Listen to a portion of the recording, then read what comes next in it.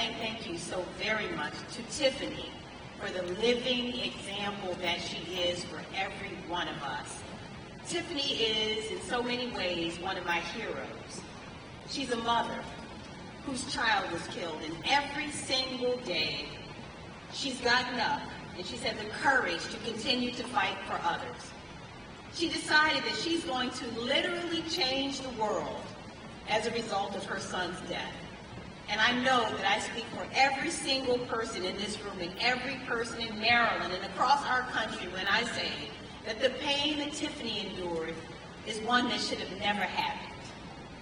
From schoolhouses to places of worship to grocery stores, gun violence is and has become a pain that is way too familiar, a part of our everyday lives. And the tragic fact, one that is so hard for me to even mention, is that gun violence has become the #1 killer of children in the United States of America. It is said that we are judged as a society by how well we care for children. And it is an indictment on us as a society, therefore, that the #1 way that a child dies in America is not by disease or by accident, but by gun violence. And it is true that every single person in this room has an obligation to change that fact and to make sure that we build for all of our children a future that is free of gun violence. It's too easy, we know this is true, to get your hands on a gun these days. Assault weapons are readily available and flood into our state from other locales. The growing presence of ghost guns, we know, exacerbates what is already an unacceptable reality for all of us. And in fact, Maryland overall has now become the place with the highest rate of out-of-state gun imports in the country.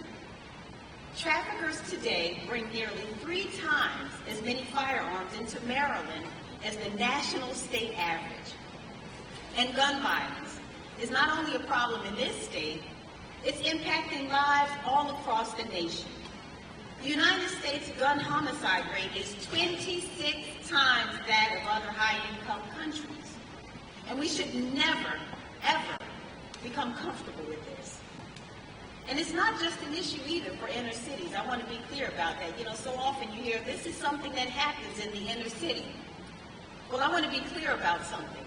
And I want to share with you that it is not just an issue there. It's also hurting rural America as well. The ever-increasing presence and availability of guns in our communities is an epidemic that is making every single one of our neighborhoods vulnerable. And frankly, right now in this country, there are some leaders who believe that we should just accept this reality. And I am so sorry, not in Maryland.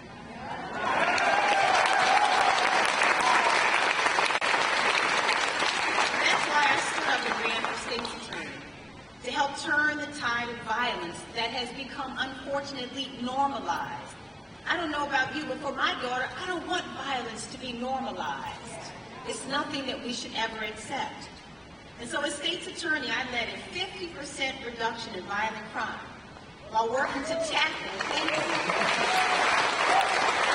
proliferation of guns across our community. And during that time, I advocated strongly for comprehensive gun legislation. I didn't do it alone. There are so many who are in this room today. We have such an excellent legislative delegation who worked on the landmark Firearms Safety Act, which banned most assault weapons, expanded background checks, and required licenses before buying a handgun. Maryland is a leader. And I've continued to stand up against this violence as county executive. We formed a violence prevention task force and implemented their recommendations to interrupt the cycle of violence and to do more to prevent violence before it begins. We've invested in families and worked to create more opportunities for our young people through after-school enrichment programs and internships that lead to great jobs. I've secured grant funding for programs like Hope in Action, Anti-Violence Project that provide community wraparound services, and I'll continue standing against gun violence in the Senate. I'll pass gun legislation, including universal background checks, a ban on military-style assault weapons, and combating illegal firearms trafficking.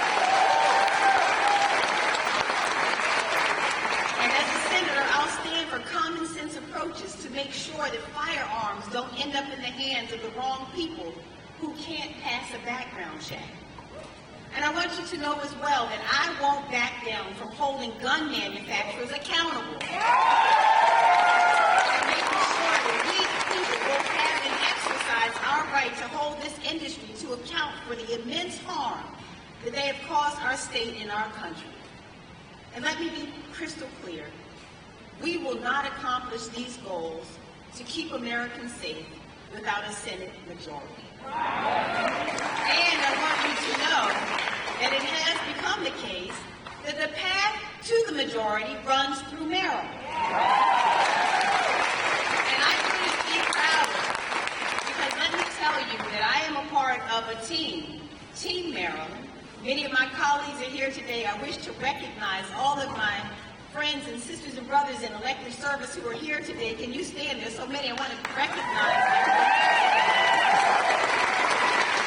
And also, I want to recognize the captain of Team Maryland, Governor Wes Moore. And I'm looking forward to, I see our delegations there, Senator Van Hollen, so looking forward to being with you. Issue that I have dealt with so often as a public servant. But I want you to know that I'm here today because I am also a mother. A mother who realized that my own daughter and her peers had to make adjustments and learn protocols to be safe in the classroom.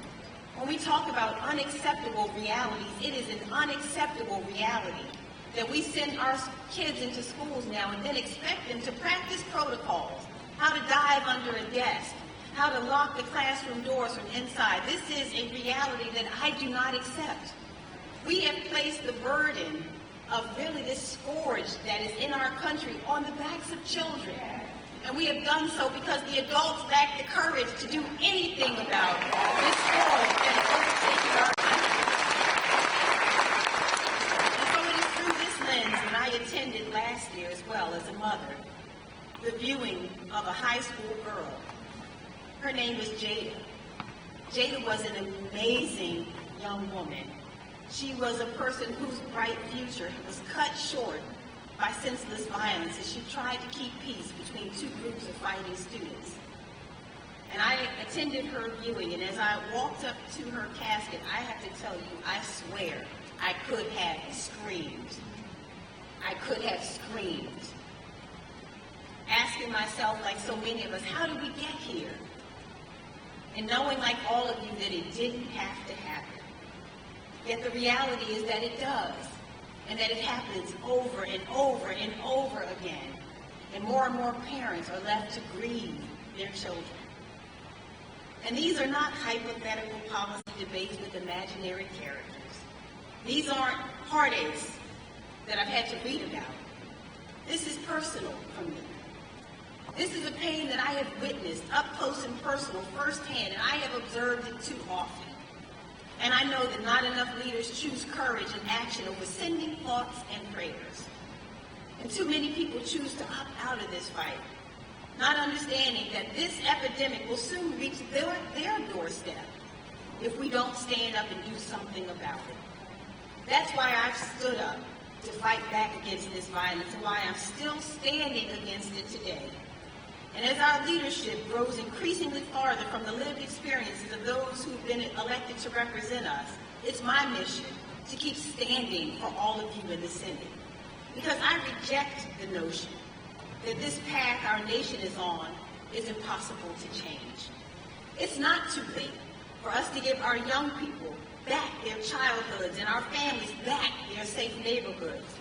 But it will take leaders with the courage to stand in order for this to happen. And Tiffany, I want to say this to her, and I want to see where she is in the room. Tiffany, I want you to know I understand. Although maybe we can never understand the path that you are on, but I want you to know that you won't walk a single day of this by yourself. And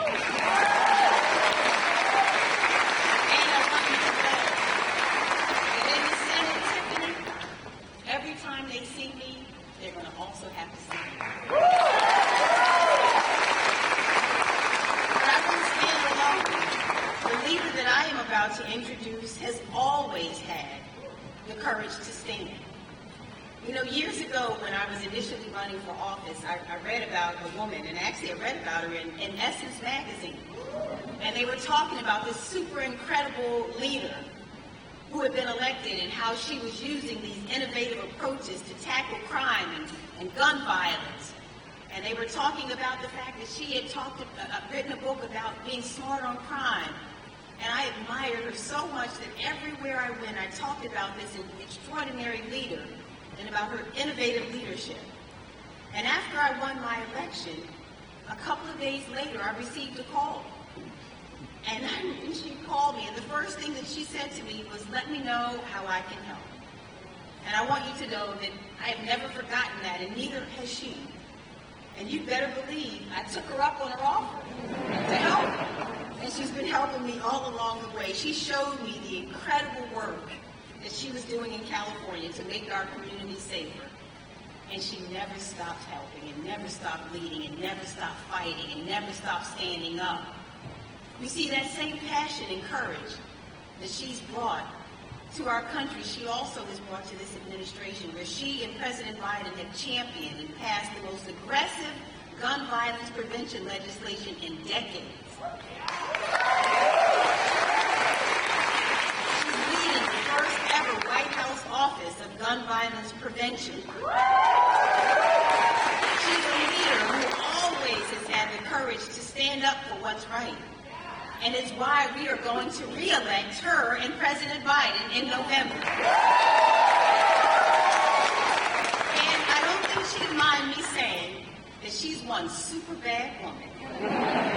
And she's never stopped. Ladies and gentlemen, please welcome my friend, the first woman to be elected Vice President of the United States, Vice President Kamala Harris.